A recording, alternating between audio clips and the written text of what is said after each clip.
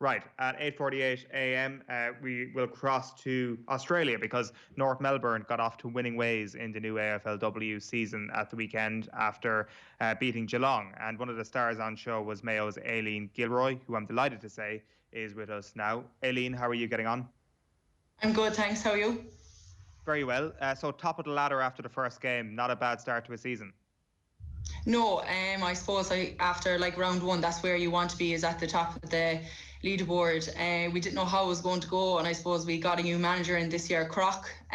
So he was just kind of wanted to see where we were. Against Geelong last year, it was kind of a tough battle for maybe 3/4 of the game. So I suppose that was in the back of our minds as well going into round one. So we just wanted to go out there and do our best, do what we've been working on, and the results looked after itself. So we're absolutely delighted with the way we played.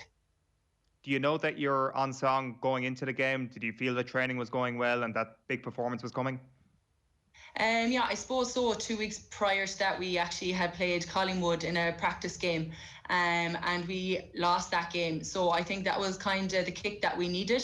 I suppose the girls had been doing pre-season before this, and they said they were going well, but everyone thinks they're going well until they get to play another team. So I think we learned a lot from that. I think you learn a lot more from your defeats than you do from your wins. So we went back, we analysed how that game went, and I definitely think we improved on the little things that went wrong that day. And for that, I'd say that's what improved us and got the result in the end.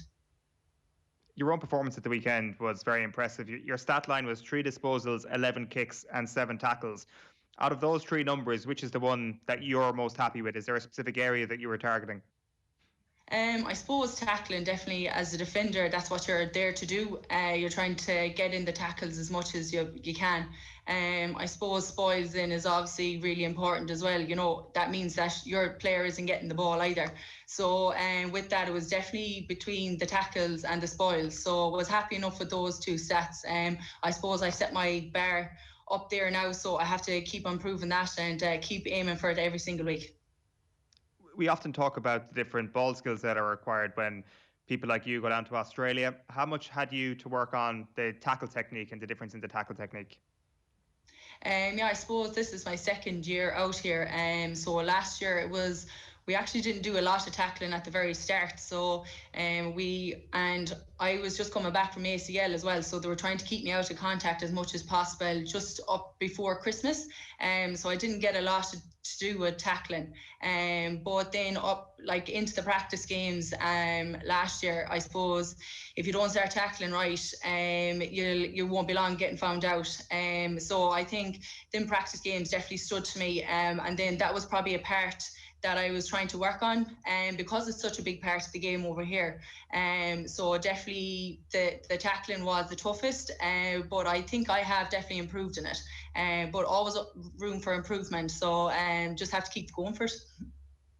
Do you get many opportunities to hammer home the skills of the tackle outside of training? Obviously, again, when it comes back to the ball skills, it's a bit more obvious in terms of how you can actually practice that on your own. Are you training with somebody else? Are you trying to get a few extra minutes outside of training to try and nail the art of the tackle? Yeah, just outside training, definitely. Even if it's just after we come off from the pitch, that I can just grab one of the coaches and try and do tackling with them. Even the girls as well, they're eager to do that as well. I suppose the likes of Vim McCarney there in the middle, and Jazz Grayson, everything like that, they're very, very good quality players, and they're always willing to help me as well and always giving pointers as well. So if there's any chance that I do and try and get the tackles, I do them off or when I finished up in training, and then just maybe do, if it's only an extra 10 minutes every training session on my tackling, I try and do it as much as I can. But the coaches are always there and a helping hand whenever you want. So I suppose that's the best part of being a professional out here. They're always at your call. They're always trying to get you better. So that's always, it's handy in that kind of way. Aileen, you mentioned the fact Sorry, Owen. Sorry, go ahead, Will. Go for it. No, I was just going to say, we're looking in the background here. We talk about flying the Irish flag abroad. You've taken it to pretty literal levels on the show this morning with behind you. Are you living in a house with other Irish players at the moment, or are you just kind of carrying around the tricolour to keep the Aussies in check? No, so at the minute I'm actually living with my sister and her boyfriend over here. And if you've seen the other side of the room, it's actually a Sligo flag that's flying. So it was either one or the other. And I couldn't put a Sligo flag over a Mayo flag. So we had to pick the Irish flag. Everyone's happy then. It's interesting, Aileen. You mentioned there a few moments ago about the last couple of years that you've had, that this is year 2 for you. And I guess the first year comes off the back of that injury that you mentioned there. How, I guess, uncertain did you feel about this career taking off for you at that time, or the opportunity even presenting itself when you do your ACL and you think to yourself that this is going to be a bit of a tough injury to come back from, to actually play in Ireland, let alone go over to Australia and make a name for myself down there? Definitely, yeah. I suppose prior to me doing my knee, so I did in 2018, and that summer I'd actually seen the cross coders advertising like going for trials if you wanted to go for it. But my knee actually wasn't 100%. It was partially tore anyways, and then we played Galway in the quarterfinal, and then it fully went. So I was kind of like, right, that's the back foot. I'm not going to go for the AFL this year. But then it was actually our list manager, Reese. He dropped me a message in, I think it was May. And he was just like on Facebook, he's like, listen, we've seen a few videos off you. We're just wondering, would you be interested in coming to Australia? Automatically, I wrote back to him and I was like, listen, I'm just after coming back from my second ACL, same knee. I don't think I'll be able for it. And if I go out there, I want to give 100%.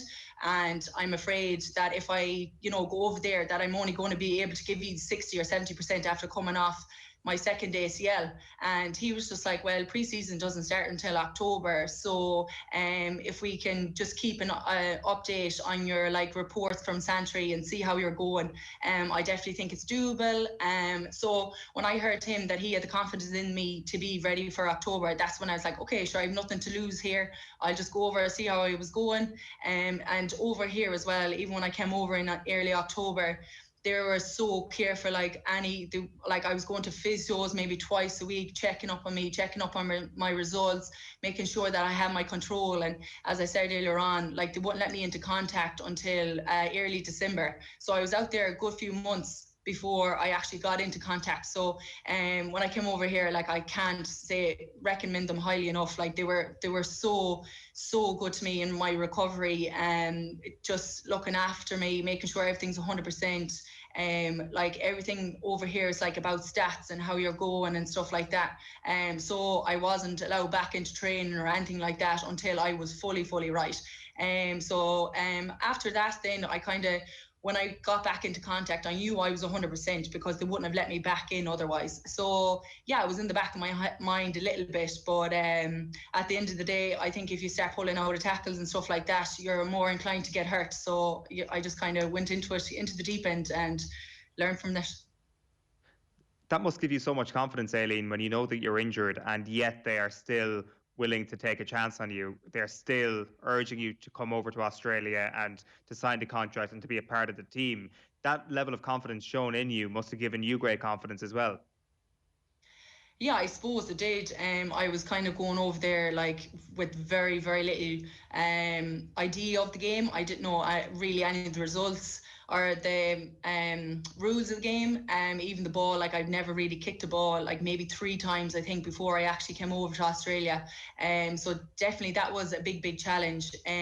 But saying that again, I was just I had nothing to lose. I just went for it. If it was a case that it didn't go well for me, all I was a flight home to get home again. So it was a chance. I was leaving a full-time job, everything that at home. I was leaving my friends, my family, my boyfriend. But again, it's only for 6 months. So if it didn't work out, it didn't work out. But I'm not one for backing down from a challenge. So I was definitely going to come out here and try to prove a point. Aileen, was there any frustration at the tail end of last year, COVID bringing the season down in the way it did, given that North Melbourne were in such good form? It seemed on the face of it that North Melbourne against Fremantle was going to be a showdown for a final, and then everything just ended up getting wrecked by COVID-19. Was there a frustration across the club about that? Yeah, there definitely was. It was just because we didn't know what was happening. They were saying, right, we're going to play off 2 semi-finals that are trying to shorten down, and there will be winners. But then the next day, then it was okay, everything is cancelled. like, you're all going home. And I was just like, okay, it was so not knowing the uncertainty of everything. So that was kind of scary at the time. But I suppose it's just kind of at that time as well, you're thinking of everyone back home, what the whole world is actually going through. Do you know, like and like at the end of the day, it's all about your health. It's not about football, no matter how much it is. So definitely it was a scary time. Like, when I look back on it now, it was just all a bit mad that it was like all called off over one day. But listen, you learn from these, I suppose. It's kind of like, it was out of our control. We can only control what we can control. So we couldn't do a lot about it. We just had to get up and get on with it. And when it comes to people at home, you're probably aware that they're able to watch on TG Carr. The live game started last week. That's quite the innovation that Women's AFL is now on Irish TV. Absolutely, it's massive, especially after coming back from the 2020 campaign there last year. To get TG Carr on it, it's brilliant to see. I suppose it's, well, like, a lot of people back home probably wouldn't realise what's going on down here in Australia, and like, just an eye-opener to the AFL. So it's brilliant, and just like, it's amazing that they got on board and they're willing to do that. And you know, it's as well to encourage ladies in sport, and just the opportunities that's out there that people can, especially young girls. That encouragement in terms of the amount of Irish players who've gone to Australia is in a tremendous contrast to the Irish men's players who've gone previously. You know, the narrative seemed to be, Aileen, when lads got recruited at a teenage year here, it was almost like they were being stolen away from their GAA clubs. But for the best part, and even like I've been reading what Mick Bowen had to say about some of his frontline Dublin players going, it seems that ladies footballers are being actively encouraged to take this 6-month opportunity. It's a massive contrast to the men who seem to be getting poached away, was the way things were felt in the past. Yeah, it definitely is. But I suppose, as you said, like, we have the best of both worlds. We can come out here, we can play our 6 months, and then we're back in for championship again. Whereas the men's, they're taken away from them at a young age. You know, it's not that they're offered a 1-year contract. Normally it's maybe like a 2 or 3 year contract. So definitely I can see from that point of view that the men's, they probably do feel like they have been like taken away from their main sport, obviously Gaelic at home. But I suppose for the girls, like, we have the best of both worlds. So, but saying that again, I'd say it'll probably going to change in the next maybe year or two, that the season over here is going to get a little bit longer. So come a year or two, I think we'll end up making a decision of, like, do we want to come out here or do we want to wait at home? But until that point, I'm definitely going to enjoy the two worlds. Well, I was just going to say, would that be a difficult decision if you had to make it? Say if the women's AFL season continues to expand, you can't come back in a neat window to be back for the championship for Mayo. If it was a case of choosing between championship with Mayo and going back to Australia, how difficult a decision would that be? Oh, that'd be very, very tough. I suppose you're coming out here and you're living the good life and everything like that, but it's just kind of, it's the love of the game at home. Like, I probably wouldn't be out here only for Gaelic. So for that, it'd be a very, very hard decision. I suppose even you see like Gaelic footballers like the Markeen going home playing for his county, and what a joy he was to watch and to be able to play Gaelic again. So like, and even it'd make a very hard decision to make. But for now, I'm happy to be able to play both. Again, I cross that hurdle or that bridge when it comes to it. If I have to make a decision, I will make a decision. You know, it mightn't happen for another 2 years, so I'll be a little bit older, so they might want me then anyways. So. It's St Kilda for you this Sunday, Aileen. Is the ambition now, are you talking about it a lot, that a title is a realistic ambition for your team? I suppose we're just taking it game by game. I suppose with the pandemic and COVID and everything what's going on, like last year, we didn't know what was going to happen. The next thing, it was just pulled from us. So as a club, as a team, as a management, everything like that, I think we're just taking it game by game, because that's all we can do. I know that the AFLW are definitely determined in getting a winners for this year. So, you know, I think it's important that we take it game by game, try and get our percentage up, try and get our scores up as high as possible. And if it's the case that it does happen, we want to be up there near the top. So hopefully we'll just keep taking it game by game and keep getting the results that we wanted. Well, good luck this weekend, Aileen, and thanks a million for taking the call. Appreciate it. No bother at all. Thanks a million, guys, for having me on. Cheers. That's Aileen Gilroy there on the line, having a brilliant start to the season. One game down with North Melbourne, and they, as I say, are up against St Kilda this weekend. You can keep an eye on TG Cahir for their deferred coverage at the weekend, and on Monday nights as well at 8 o'clock. They've got highlights from all the weekend's AFLW action